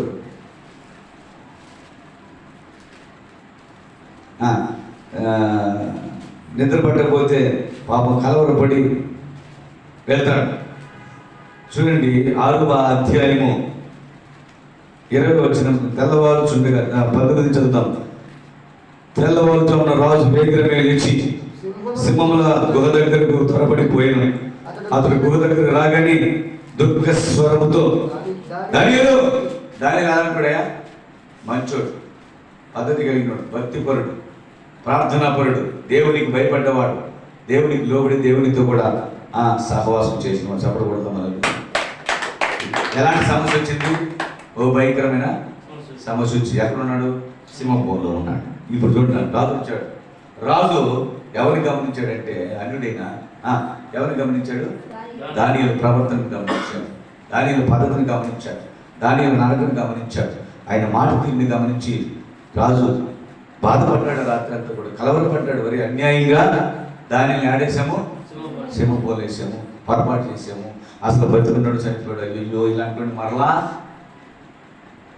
దొరుకుతాడా అన్నంత బాధతో వెళ్ళిపోయాడు. చూడండి, జీవగల దేవుని దానియేలుని పిలిచి, జీవము గల దేవుని సేవకుడమైన దానియేలు, నిత్యము నీవు సేవించుచున్న నీ దేవుడు నిన్ను రక్షించగలిగేనా అని అతన్ని అడిగాను.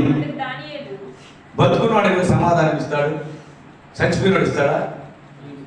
ఏమయ్యా చచ్చిపోయిన శవాలు ఎత్తుకుపోతుంటే ఓయమ్మో అంటే ఓ నాయన అంటది, అదే చెప్పాలి అంటదా? అన్నది. ఎందుకంటే చచ్చిపోయిన అటు జీవంలో తెలిపింది. ఇప్పుడు ఈ సింహాల నుంచి బోనుల నుంచి మాట్లాడుతున్నాడు దానియేలు. ఏమని మాట్లాడాడు? అందుకు దానియేలు, రాజు చిరకాలము జీవించగా అదే సిగ్నల్, నేను బ్రతికున్నాను. చెప్పలు కొట్టాలి. నేను అన్నట్టుగా నిత్యము సేవించుచున్న దేవుడు నన్ను కాపాడాడు. నేను దేవుడితో సహవాసం చేశాను కాబట్టి హల్లెలూయా.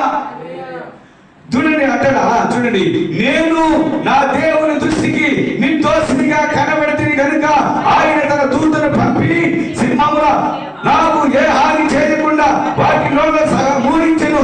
రాజా చెప్పలేకుంటావా? ఎవరికమ్మా? ఎవరికి నువ్వు ఇష్టడివి? ఎవరికి నువ్వు ఇష్టడిగా ఉండాలి చెప్పాలా? నీ భర్తకి నువ్వు ఇష్టడిగా ఉండొచ్చు, నీ భార్యకి నువ్వు ఇష్టడిగా ఉండొచ్చు, కానీ ప్రప్రథమముగా నువ్వు ఎవరికి ఇష్టడిగా ఉండాలి? చెప్పబడి దేవునికి ఇష్టడిగా. సంగమా, నువ్వు దేవునికి ఇష్టంగా ఉండు, నువ్వు ఈ లోకములో క్షేమమని కలిగి ఉంటావు, నువ్వు అభివృద్ధిని పొందుకుంటావు. అందుకే గలిలే సమరయ దేశములలో సంఘము క్షేమాభివృద్ధి చెందడానికి కారణం ఏంటో తెలుసా? దేవునికి ఇష్టంగా బ్రతికిన సంఘం. చెప్పబడతాం మనల్ని. హల్లెలూయా. దేవునికి భయపడింది, పరిశుద్ధ శక్తిని, పరిశుద్ధ ఆత్మను పొందుకున్నది, అందుకే విస్తరిస్తూ ముందుకెళ్ళింది. చెప్పకూడదా మనల్ని?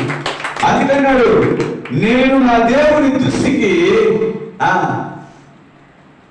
ప్రియుడను, ఇష్టడను కనుక ఆయన నన్ను.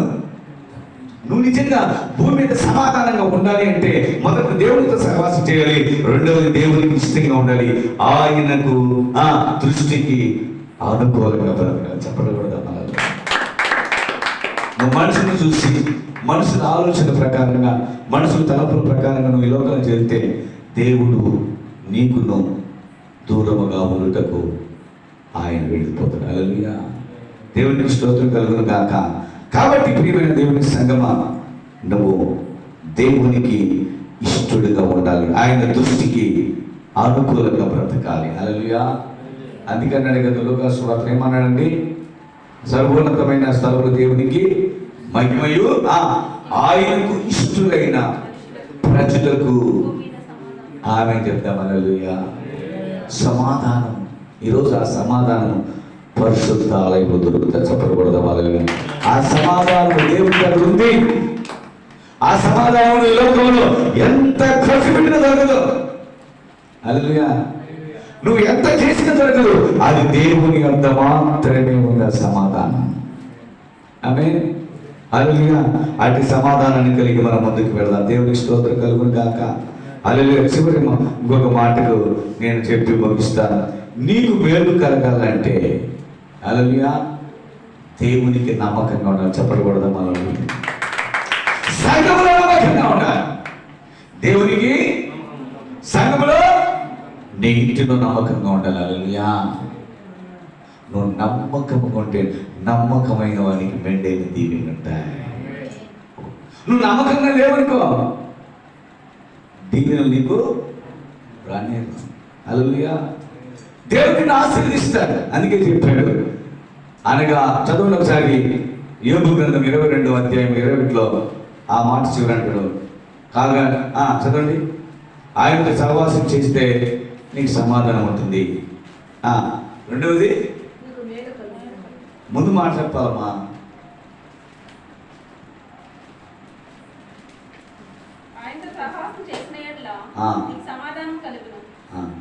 మరి ఆ వచనం చాలా ఇంపార్టెంట్ కదా. అది వదిలేస్తే అలాగు ఎలాగు ఇలాగున ఉంటే దేవుడు ఏం చేస్తాడు తెలుసా? నీకు మేలు చేస్తాడు. హల్లెలూయా. నువ్వు మేలు కలిగి ఉండాలి అంటే దేవుని ఎదుట నమ్మకంగా ఉండదు. చెప్పకూడదాం. హల్లెలూయా. నీకు అనేకమైన వాటిలో మేలు కలిగి చేస్తాడు. ఆమె ఏదన్నా కీర్తనకారుడు అంటాడు, ఫిలిప్పీయులు 31:19 ఏమని రాసిందో చూడండి. అలాగే ఫిలిప్పీయులు రాసిన పత్రిక 1:23 కూడా ఏం రాసిందో తెలుసా? ఈ మేలులను నీవు ప్రియమైన బిడ్డలు జాగ్రత్తగా వినాలి. కీర్తనలో చదవండి 31:19. నేను ముగిస్తున్నా. నీ యందు ఒకటి నమ్మకంగా ఉండాలి, అది నేను తీయలేదు, సామెతల గ్రంథంలో ఉంది. ఇప్పుడు రెండవది, నీ యందు నిమిత్తము మేలు గొప్పగా చెప్పకూడదాం. హల్లెలూయా. నువ్వు దేవునికి భయపడాలా, లోకంలో ఉన్న వాటికి భయపడద్దు. ఎవరికి భయపడను? చూస్తున్న దేవుడికి భయపడు, వింటున్న దేవుడికి భయపడు. అప్పుడు నీకు దేవుడు నీ కొరకు దాసిన పేరు గొప్పగా ఇల్లు దగ్గరికి వస్తాయి. చెప్పకూడదాం. నువ్వు పిలవగానే ఇది ఆయనే పంపిస్తాడు. ఆమె నేను నిజంగా చెప్తున్నాను. మా పాప ఎంబీబీఎస్ చదువుతా ఉంది. ఫీజు కట్టాలి, పాస్ అయిపోయింది. 5th ఇయర్కి వస్తుంది. 5th ఇయర్కి రావాలంటే 2,14,000 రూపాయలు కట్టాలి. ఎంత? 2,14,000 కట్టాలి. ప్రియమైన బిడ్డరా, చాలా భయంకరంగా ఉంది నా పరిస్థితి. ఒక పక్క నా కొడుకు అక్కడ చదివి పాస్ అయిపోయాడు. ఇండియాకి రావడానికి వాడికి 3,50,000 కట్టాలి. ఎంత? ఈడ 2 లక్షలు కట్టాలి 14, ఈడ 3,50,000 కట్టాలి. ఎంత పోరాడానో. నిజంగా ముత్తుకూరు మండలంలో పాస్టర్లు నా కుమారుని విషయంలో సహాయం చేశారు కాబట్టి, దేవుని మహాకృపను బట్టి వాళ్ళ మనసును ప్రేరేపించారు కాబట్టి ఆ బిడ్డని నేను ఇండియాకి తీసుకొచ్చాను. హల్లెలూయా. నెంబర్ 1. నెంబర్ 2, నా పాప విషయంలో కృంగిపోతున్నాను, బాధపడుతున్నాను. రాత్రి 1:30 గంటకి నా పాప ఫోన్ చేసింది, డాడీ 2,14,000 రూపాయలు ఫీజు కట్టేశాను. ఎట్లమ్మా? దేవుడు సాయం చేశాడు. ఎట్లమ్మా? దైవజనుడు ఒక ఆయనకి ఒక బిడ్డకి సాయం చేస్తే వాళ్ళ అమ్మ నాన్నలు అంట, ఎవడైనాను మీ సంఘంలో బాధపడుతుంటే వారికి నువ్వు సాయం చేయనైనా అది ఉపకారంగా ఉంటుంది అని అంట. ఆ పిల్లోడికి పాస్టర్ గారు 2 లక్షలు పెట్టాడు. ఇప్పుడు ఆ పిల్లోడు ఏం చేశాడు? వాళ్ళ అమ్మోళ్ళ డబ్బులు పంపించేశాడు. ఏ డబ్బులు? పాస్టర్కి పెట్టిన డబ్బులు. ఇప్పుడు ఆడే వాళ్ళ పాస్టర్కి ఇవ్వాలి. కానీ పాస్టర్ నాకు వద్దని చెప్పేశాడు. ఇప్పుడు అది ఎవరికి వెళ్ళాలి? వెంటనే ఆలోచన చేస్తూ ఉంటే అక్కడ ఉన్నటువంటి సహోదరులు, బాబు వాళ్ళ ఆయన పాస్టర్, ఈ అమ్మాయి 5వ ఇయర్కి వెళ్ళాలంటే 2 లక్షలు కట్టాలి. 14,000 అవి డాలర్ల రేట్ అవి అన్నమాట. కట్టాల్సిన 2 లక్షలు డాలర్ వేరియేషన్ ఉంటుంది కాబట్టి ఆ 14,000 రూపాయలు ఎక్స్ట్రా అవుతుంది. ఇది కట్టాలి కాబట్టి ఆ అమ్మాయి బీటెడ్ అయిపోతుంది. అనవసరంగా 1 సంవత్సరం వ్యర్థమైపోతుంది పాస్ అయిపోయి కూడా అని చెప్పంటే వెంటనే ప్రార్థన చేసుకున్న బిడ్డ వాళ్ళ అమ్మతో నాన్నతో చెప్పి, అమ్మ మా చర్చిలో ఒక పాస్టర్ గారు కుమార్తె ఉంది, అక్క నాకంటే చాలా పెద్దది, అక్క కూడా నాయన ఫీజు కట్టలేదు, చాలా బాధపడుతూ ఉన్నారమ్మా అంటే, నాయన బంగారంగా కట్టే.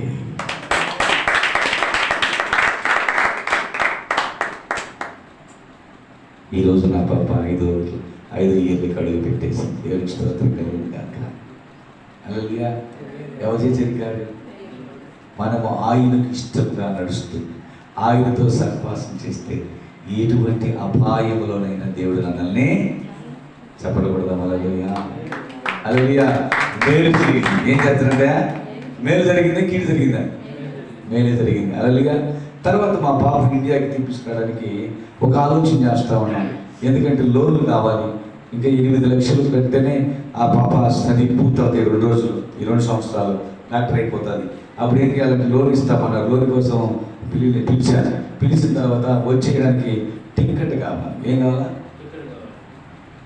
మీలాంటి ఒక ఆయన్ని ఇప్పుడు సాలమైన బాబాస్టర్ అయ్యా ఒక 25,000 అన్న ఇచ్చాడు, టికెట్ కట్టేసి వచ్చేసి ఆయన అన్నానయ్యా నేను ఇప్పుడు ఇవ్వలేకపోతున్నాను అంటే ఆయన అన్నాడు, నాకు ఇవ్వలేదు అయ్యా, దేవుడి స్తోత్రం. ఏమొచ్చిందన్నాడా? ఇవ్వలేదు. మనం మా పాప వెళ్ళాలి కదా. ఆయన అంటున్నాడు, వెళ్ళడానికి కూడా టికెట్ నేనే ఇస్తా. వచ్చేదానికి టికెట్ ఇచ్చాడు, వెళ్ళడానికి ఏం ఇస్తున్నాడు? నేనే టికెట్ ఇస్తా. చప్పట్లు కొడదాం. వాళ్ళు ఎవరు నీకు సహాయం చేయగలరు. ఆమె అందుకే ఆయన అంటాడు, నీ కొరకు దాచిన మేలు గొప్పది. అయితే దేవునికి భయపడి ఉంటే ఆ మేలు నువ్వు అనుభవిస్తావు. చెప్పడు కూడా మళ్ళీ. అందుకే పిలుపు రాసిన 1:23 కూడా అంటాడు, సరే నేను ముగిస్తూ ఒక్కొక్క మాట చెప్పి ముగించేస్తానండి, చెప్పడానికి టైం లేదు. మరి మీకు ఈ మాటలు బోరు పడుతున్నట్టు క్షమించండి. దేవుడికి స్తోత్రం కలుగును గాక. హల్లెలూయా. ఇది నిజంగా దేవుడు నా హృదయంలో పెట్టిన మాట. భూమి మీద నీకు సమాధానం ఉండాలి, నీటిలో నీకు సమాధానం ఉండాలి, నువ్వు వెళ్తున్న సంఘంలో నీకు సమాధానం ఉండాలి అంటే నువ్వు దేవుడితో ఉంటేనే. హల్లెలూయా. దేవుడికి ఇష్టంగా ఉంటేనే. హల్లెలూయా. హల్లెలూయా. దేవుడి దృష్టికి అనుకూలంగా బ్రతికితేనే. మూడవది, అందులో నీకు ఆశీర్వాదం కావాలంటే దేవుడికి నువ్వు భయపడు. ఆమె పిలుపు రాసిన పత్రిక రాసిన 1:23.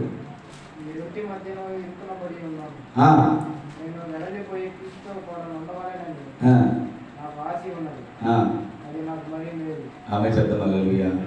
ఈ ఆశ ఉండాలి నీకు. దేవుని దగ్గర నుంచి ప్రతి ఆశీర్వాదాలు మేలులు పొందుకోవడానికి నీకు ఒక ఆశ. అయ్యా నేను లోకంతో ఉండనయ్యా, లోకపు సాంగత్యంతో ఉండనయ్యా, వీలైనంత వరకు నీతోనే, వీలైనంత వరకు నా జీవితంలో నీతోనే గడుపుతా. అది నాకు మేలు. హల్లెలూయా. దేవుడి ఎదురున్న మేలును అనుభవించాలి అంటే ప్రియమైన బిడ్డలారా, ఎంత గొప్ప మాట చేస్తున్నాడు. లాస్ట్ మాట చదివేసి ప్రార్థన చేసుకుందాం. 2వ తెస్సలోనికీయులకు రాసిన పత్రిక 3:13 రాయబడిన మాట తెలుసా? దేవుడు నిన్ను ఆశీర్వదిస్తున్నాడు. ఆమె చెప్తాం. హల్లెలూయా. దేవుడు నిన్ను ఆశీర్వదిస్తున్నాడు, దేవుడు దీవిస్తున్నాడు, దేవుడు ఫలిస్తున్నాడు. అయితే ఆ రాయబడిన మాట చదువుతాం. ఈరోజు ఆశీర్వదించబడిన కుటుంబాలు ఏ విధంగా ఉన్నాయి? చదువునా? సహోదరులారా, మీరైతే మేలు చేయుటలో విసుగవద్దు. ఈ పత్రిక మూలముగా మేము చెప్పిన మాటకు ఎవడైనా లోబడని ఎడల అతనిని కనిపెట్టి అతడు సిగ్గుపడు నిమిత్తము అతనితో సాంగత్యము చేయకుడి. హల్లెలూయా. ఇప్పుడు మేలు చేయ నిమిత్తం విశ్వజక నువ్వు మేలు చేస్తూ ఉండాలి. దేవుని పరిచయం కొరకు మనం ఎప్పుడు కూడా మనం గుప్పిలి బిడ్డలుగా ఉండాలి. చెప్పకూడదు. హల్లెలూయా. దేవుని కొరకు మనం కార్యం చేయాలండి. దేవుడు మనకు ఆరోగ్యం ఇస్తున్నాడు, దేవుడు మనకు ఆయుష్ ఇస్తున్నాడు, దేవుడు మనకు ప్రతిఫలం ఇస్తున్నాడు, దేవుడు మన కష్టాజీతాన్ని ఆశీర్వదిస్తున్నాడు, మనకు అన్ని విధాల సహాయం చేస్తున్నప్పుడు దేవునికి మనం ఎందుకు చేయకూడదు? హల్లెలూయా. అందుకే చూడండి, ద్వితీయోపదేశ కాండము హల్లెలూయా 15వ అధ్యాయము 10వ వచనంలో ఏం రాస్తుంది? 10వ అధ్యాయం 10లో ఏం రాస్తుంది చూడండి. నువ్వు నిశ్చయముగా వానికి ఇవ్వవలను, మనసులో ఈ దుఃఖపడకూడదు. దేవుడైన యెహోవా నీవు చేసే పనులన్నిటిలోను, కార్యాలన్నిటిలోను, నువ్వు చేసే ప్రతి ప్రయత్నంలోను చెప్పకూడదు. హల్లెలూయా. హల్లెలూయా. ప్రియమైన దేవుడా, ఒక సంఘటన చెప్పి నేను ప్రార్థన చేస్తాను. చూడండి, ఒకరోజు ఒక ఆయన చాలా బాధలో ఉన్నాడు. దరిదాపు కోర్టు కేసు 2 కోట్ల రూపాయల విలువ చేసేది కోర్టులో నడుస్తూ ఉంది. జడ్జిమెంట్ ఈ పక్క రావట్లే. ఎంతో లాయర్లకి ఖర్చు పెడుతూ ఉన్నాను. ఇప్పుడు లాయర్లు బాగా తింటారు తినరా? తింటారు. లాయర్లు మాంత్రికులు తిన్నట్టు తింటారు. లాయర్లు మాంత్రికులు తిన్నట్టు ఇప్పుడు హాస్పిటల్ కూడా బాగా తినేస్తున్నాను. దేవుడికి స్తోత్రం కలుగుతుంది కాక. ఆమె చెప్తాం. హల్లెలూయా. చూడండి, పెట్టేశాడు, ఇంకేం లేదు, రావట్లే. ఒక ఆయన అలాగా సువార్త చేసుకుంటూ వెళుతుంటే ఆ కుటుంబం తటస్థపడ్డది. అయ్యో ఒక చిన్న ప్రార్థన చేయండి, ఆ యేసు మంచి దేవుడు అన్నాడు, గొప్ప దేవుడు అంట, దైవజనుల ప్రార్థన ఆలకిస్తాడంట, ఎట్ట మా గ్రామానికి వచ్చారు, చిన్న ప్రార్థన చేయండి అయ్యా అని చెప్పి, సరే రాండి మా ఇంట్లోకి వచ్చి ప్రార్థన చేసుకోండి అని చెప్పాడు. దేవుడి స్తోత్రం కలుగును గాక. హల్లెలూయా. పోయినాడు, ప్రార్థన చేస్తున్నాను. మీ ప్రార్థన ఏంటి అయ్యా? 2 కోట్ల ఆస్తి మాదే, కోర్టులో నడుస్తుంది, జడ్జిమెంట్ జరగట్లేదు, లాయర్లు డబ్బు ఎత్తుతున్నారు, మా పరిస్థితి మాకే అర్థం కావట్లేదు, ఓ చిన్న ప్రార్థన చేయండి అన్నట్ట. చిన్న ప్రార్థన చేసేంట, ప్రభా ఈ బిడ్డ యొక్క ఆశ నెరవేర్చినైనా ఇదిగో ఈ నెల పూర్తిగా లోపల అద్భుతంగా జడ్జిమెంట్ పక్కన జరగాల ప్రభావం ప్రార్థన చేసి వస్తూ ఉంటే, ప్రియమైన దేవుడి బిడ్డరా, చిన్న అన్యుడండి. ఎవరంట చెప్పండి? దేవుని ఎరగని బిడ్డ. హల్లెలూయా. నేను ఇంతకుముందు అన్యులతో సహవాసం చేయొద్దని చెప్పినట్టు మళ్ళీ ఇంటి తీసుకురాబాకండి. ఎవరితో సహవాసం చేయొద్దన్నాను? అల్లరులతో, కోపగ్రస్తులతో, తిరిగిపోతులతో, తిండిపోతులతో, జోదగాళ్ళతో, విభిషాలతో సహవాసం చేయకూడదు. అలా చెప్పేసి మంచి వాళ్ళతో కూడా సహవాసం చేయకుండా ఉండడానికి అది చెప్పింది.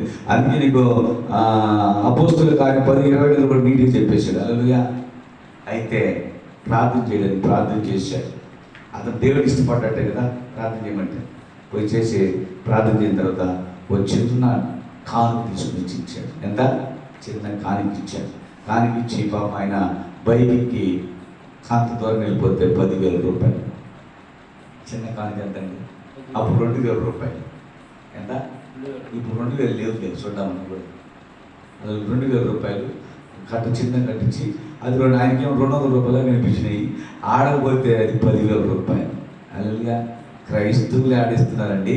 ఓ అన్నిటి ఇచ్చాడు, చెప్పకూడదు. హల్లెలూయా. 10,000 ఎత్తుకోబోయి ఆయన పనులను చేసుకుంటున్నాడు. కరెక్ట్గా 5 రోజుల లోపల జడ్జిమెంట్ వచ్చింది. 2 కోట్ల రూపాయలు ఆస్తాను చెప్పకూడదు. పిలిచి 1,00,000 రూపాయలు కానిచ్చాడు. చెప్పకూడదాం. కనుగొందు మా విశ్వాసం, రక్షింపబడ్డ వారిలో కనుగొందు మా నీతి కార్యాలు. ఆశీర్వదించబడిన నీవు దేవుని కొరకు ఎంతవరకు త్యాగమై ఉన్నావు. హల్లెలూయా. సంఘం అలాగే ఉంటుంది. కానీ సంఘం క్షేమాభివృద్ధి చెందాలంటే మలాకి గ్రంథము 3:10 రాయబడింది కదా, నా మందిరంలో ఆహారం వండినట్లు ఏం చేయాలంటే తేవాలి. హల్లెలూయా. తెచ్చే కొద్దికి దేవుడు ఇస్తా ఉంటాడు. ఆమె చెప్తాం. హల్లెలూయా. మేలు కలుగుటకై నువ్వు నమ్మకంగా ఉండాలి, దేవునికి భయపడాలి, నీ దానిలో నుండి ప్రభువుకి ఇవ్వడం నేర్చుకోవాలి. చెప్పకూడదా? హల్లెలూయా. తిరిగి రావాలి. మేలు తిరిగి రావాలి అంటే ఇచ్చుటలోనే ఉంది. ఆమె దోచుకున్నట్టు లేదు. అందుకే ఆమె సభ్యులు ఏం చేశారమ్మా? దోచుకోవడానికి చూశారు కానీ ఇవ్వడానికి చూశారు. చెప్పాలయ్యా. అననీయ సభ్యురాలు ఇవ్వడానికి చూసారా, దోచుకోవడానికి చూశారు? అంటే దోచుకోవడం అంటే కాస్త మిగిలించుకోవడం. అందుకే మలాకి 3:9 అంటారు, మీరు దొంగలు అన్నాడు. దేవుడే ప్రవక్తతో ఏం మాట్లాడారు? మీరు దొంగలు, మీ సంపాదన అంతా ఏం చేస్తున్నారు? నా మందిరానికి రావాల్సి, అంటే సంపాదన అంతా కదా, అందులో పరమఫలం. అది రావాల్సి ఏం చేశారంట? కప్పెట్టుకొని మనిషి పెట్టేసి దాచిపెట్టుకుంటున్నారు. అందుకని మీరు దొంగలు అని చెప్పేసి. దొంగలుగా ఉంటామా లేకపోతే త్వరగా ఉంటామా అనేది తెలుసుకోవాలి. ఆమె చూడండి, 10,000 ఇచ్చాడు. ఆయన చెప్పాడు, ఆ దరిద్రుడు అడిగాడు 10,000 ఇవ్వమని, అడగలేదు. ఆయన ఇచ్చాడు. ఇచ్చిన తర్వాత ముందుకు వెళ్ళిపోయాడు. తర్వాత ఏం జరిగింది? కోర్టులో కేసు ఎవరి పక్షాన్ని వచ్చింది? ఆయన సొత్తు ఆయనకు వచ్చేసింది. హల్లెలూయా. ఎంతో కాలం నుంచి లాగరికి పెట్టిన డబ్బులన్నీ పోయాయి.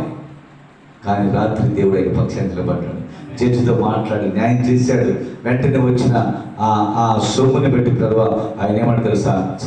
ఇంతమంది ఇంత డబ్బులు పెట్టామే, ఎవరో పేద దైవజనుడు వెళ్తా ఉంటే ఏదో పాపం ఇస్తే బాగుందని చెప్పేసి 1,00,000 రూపాయలు ఇచ్చాను. చెప్పకూడదు. హల్లెలూయా. ప్రతి క్రిస్మస్కి ఆమె ప్రతి క్రిస్మస్కి ఆయన బిర్యానీ చేస్తారు. చెప్పకూడదు. మందిరానికి రాని కానీ దేవుని కార్యాలు మాత్రం చేస్తా ఉంటాడు. ప్రతి క్రిస్మస్కి బిర్యానీ అందరికీ బాగా చేస్తూ పెడుతూ ఉంటాడు. అంటే దేవుని మీద ఉన్న భక్తి. మన పూజ చేయడం ఇంకేం చేయడం ఇంకా. ఆ రోజు నుంచి ఆ ఇంట్లో పటాలు లేవు. హల్లెలూయా. నాయకులు పటాలు లేవు. హల్లెలూయా. ఏం చేసేవాళ్ళంట? పటాలు తీసేసారు. ఎప్పుడైనా నెలకు ఒకసారి దైవజీని పిలిపించుకొని ప్రార్థన చేయించుకొని అలాగే వెళుతూ ఉంటారు. దేవునికి స్తోత్రం కలుగును గాక. ప్రియమైన దేవుడు, మన దేవునితో సహవాసం చేయాలి. ఆ మేలు, ఆ సమాధానం, సంఘం మనం అనుభవించాలి. దేవునికి స్తోత్రం. హల్లెలూయా. ఈ మేలు కలుగును గాక. ప్రార్థన చేస్తున్నాం, చిన్న ప్రార్థన. హల్లెలూయా. దేవునికి ఇచ్చే విషయంలో నువ్వు ఎప్పుడు ఏకంగా ఉండకూడదు. ఆయన నీకు ఇచ్చే విషయంలో ఎప్పుడు ఆయన ముందే ఉంటాడు. ప్రార్థన చేసుకున్నాం. స్తోత్రం, స్తోత్రం, స్తోత్రం.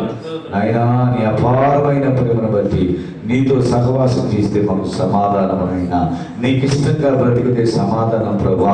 అయ్యా, నీ దృష్టికి మేము అనుకూలంగా ఉంటే మాకు సమాధానం ప్రభా. ఈ భూమి మీద మేము సమాధానం కలిగి ఉంటాం తండ్రి.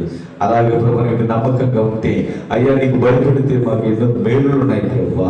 అలాగే మేము నాయన ఇచ్చే విషయంలో కూడా ప్రభా యథార్థత కలిగి ఉండడానికి, అయ్యా విశ్వాసముతో ముందుకు సాగడానికి మీ కృప దయచేయండి. ఇదిగో ప్రతి బిడ్డని మీరు జ్ఞాపకం చేసుకొని నీ కృప చేత నింపమని అయ్యా చెప్పబడిన ప్రతి మాట ప్రతి ఒక్కరిలో ఫలించి ఈ సంఘ క్షేమాభివృద్ధి కలిగించింది, ఆత్మలకు రక్షణ ఇచ్చింది. ఇది మొదలుకొని బిడ్డలు నీ కొరకు ప్రకాశించుదురుగాక, నీ కొరకు త్యాగపూర్తులుగా మారుదురుగాక, అనేక ఆత్మలను సంపాదించుదురుగాక. అలాగే ప్రార్థనలో ఉండండి.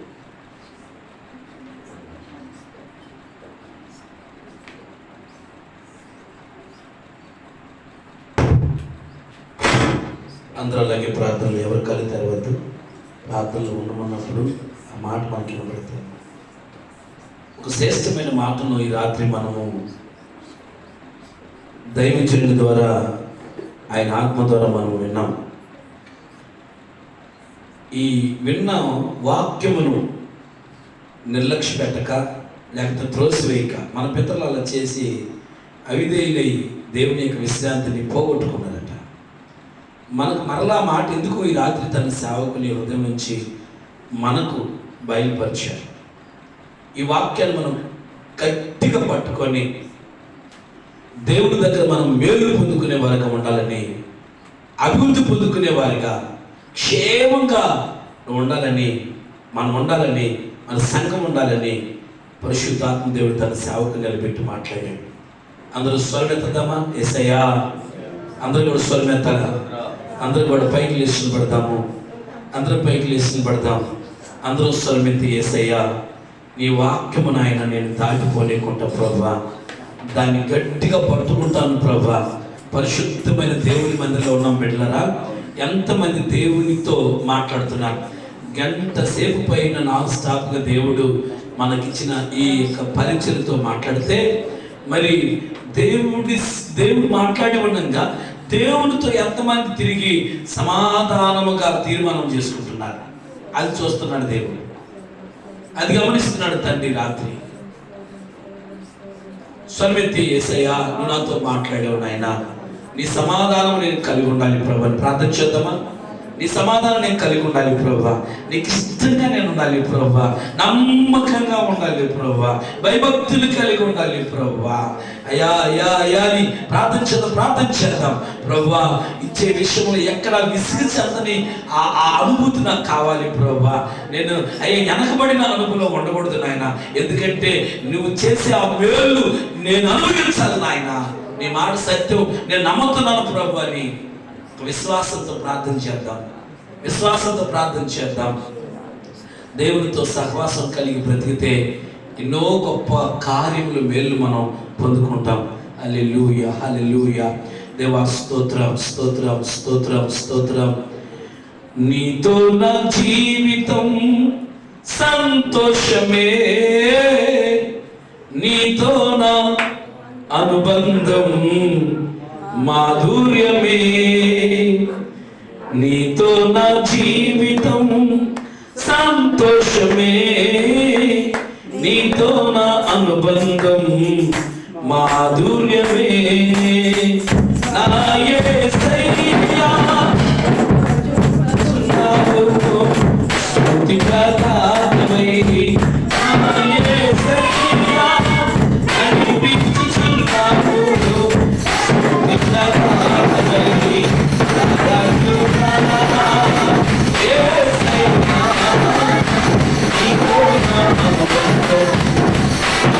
Yeah.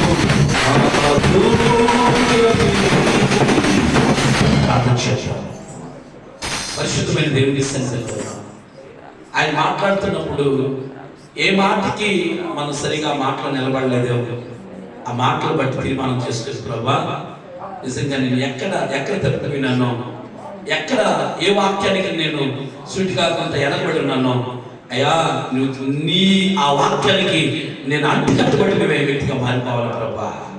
ఈరోజు ఆ తీర్మానం నేను చేసుకుంటున్నాను ప్రభాని. సంఘంలో దైవజనులు గారు మాట్లాడి మాటను బట్టి ఎంతమంది తీర్మానం చేసుకుంటున్నారో నిజంగా మేలులు తెచ్చుకొస్తున్నారు చేస్తున్నాము. ఇది సత్యం. ఇష్టంగా మనం ఉన్నప్పుడు ఎన్ని మేలు మనం ఈరోజు విన్నామో ప్రార్థన చేద్దాం. మన మధ్య సైని ప్రార్థిస్తూ ఎక్కిపోయిందాం. ప్రభుకి అప్పగించుకుందాం. మాత్రం ఈ రాత్రి అందరం ప్రార్థన చేద్దాం. స్తోత్రం స్తోత్రం స్తోత్రం స్తోత్రం.